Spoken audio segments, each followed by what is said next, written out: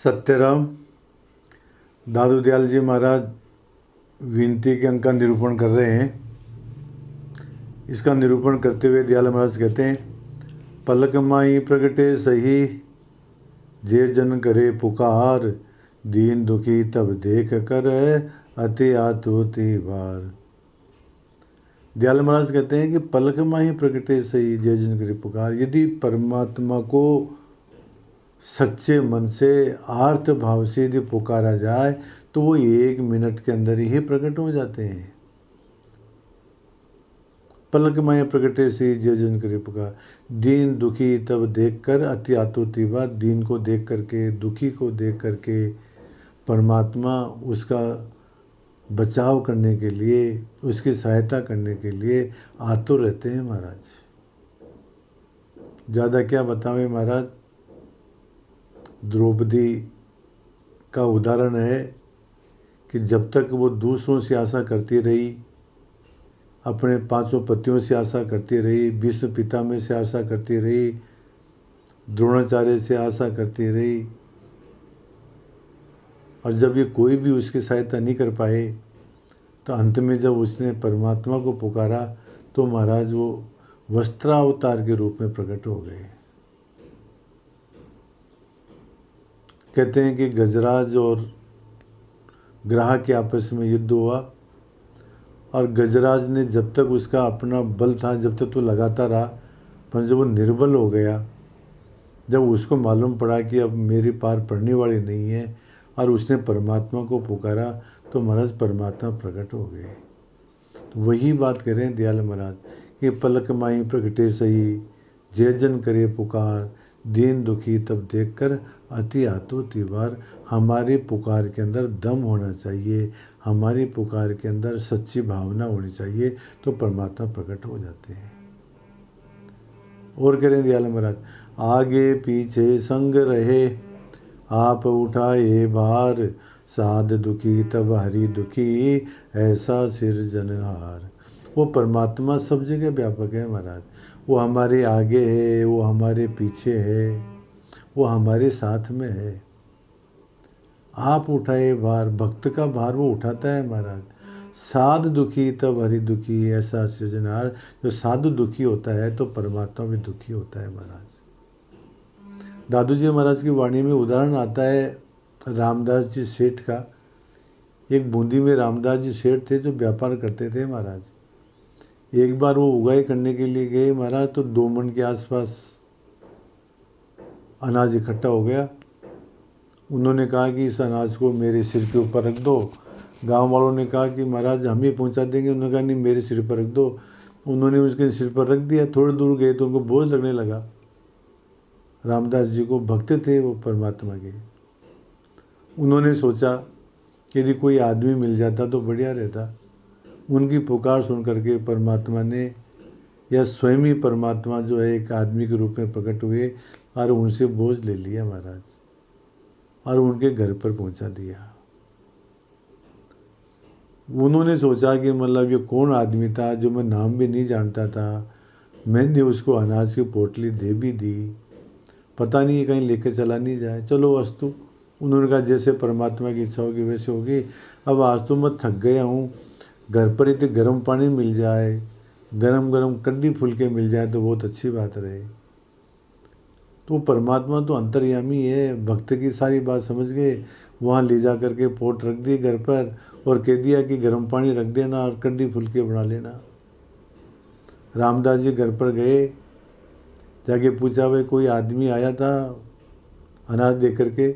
उन्होंने कहा कि बहुत सज्जन आदमी आया, मैंने पैसे के लिए कहा कि पैसे लेके जाओ, उसने पैसे के लिए मना कर दिया मजदूरी के लिए, और आपके लिए गर्म पानी तैयार है, कड्डी भी तैयार है और आटा गूंदा हुआ है, आप जब भी बैठोगे फुलके तैयार है।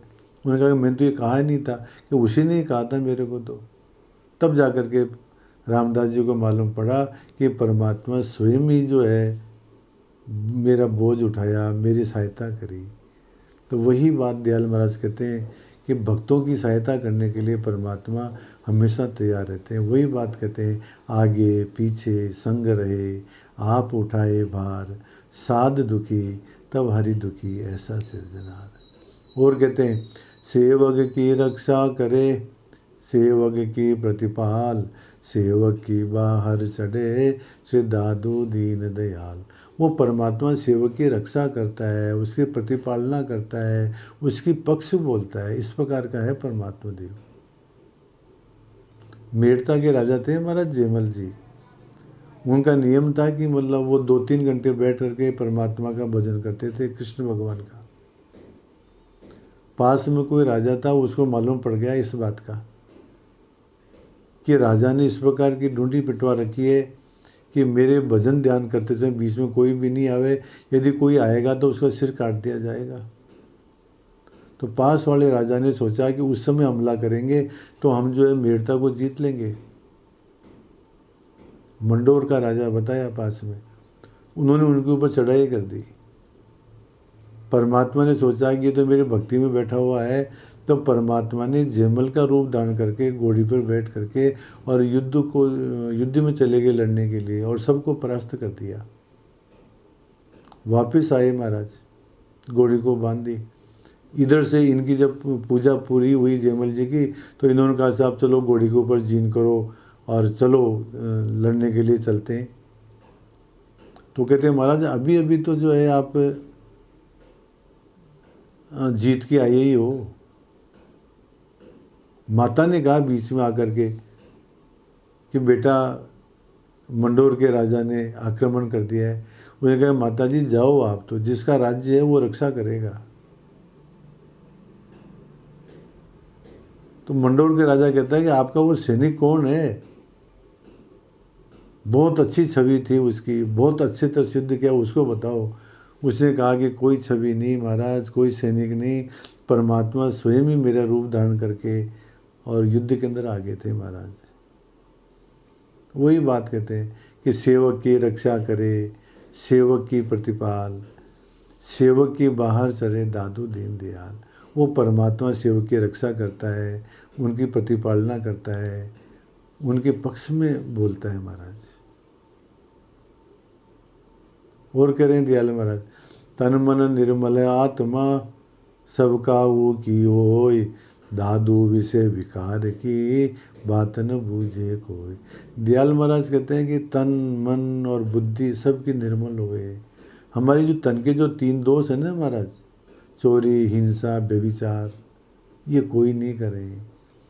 मन के जो 3 दोष है ना, तृष्णा, द्वेष बुद्धि और क्रोध, ये कोई नहीं करे। बुद्धि के अंदर जो नकारात्मकता की जो बात है, जो विपरीत बुद्धि चलती है, वो न चले। सब सकारात्मक सोचें, सब जो है भली बात सोचें। दादू विषय विकार की बात न पूछे कोई, कोई भी विषय वासना की बात न सोचे, कोई किसी को कष्ट पहुंचाने की बात न सोचे महाराज। इस प्रकार से दयाल महाराज परमात्मा से प्रार्थना करते हैं। हमारी संस्कृत में भी तो कहा गया है, सर्वे भवन्तु सुखिनः, सर्वे सन्तु निरामया, सर्वे भद्राणि पश्यन्तु, माँ कश्चित् दुख भाग भवेत्।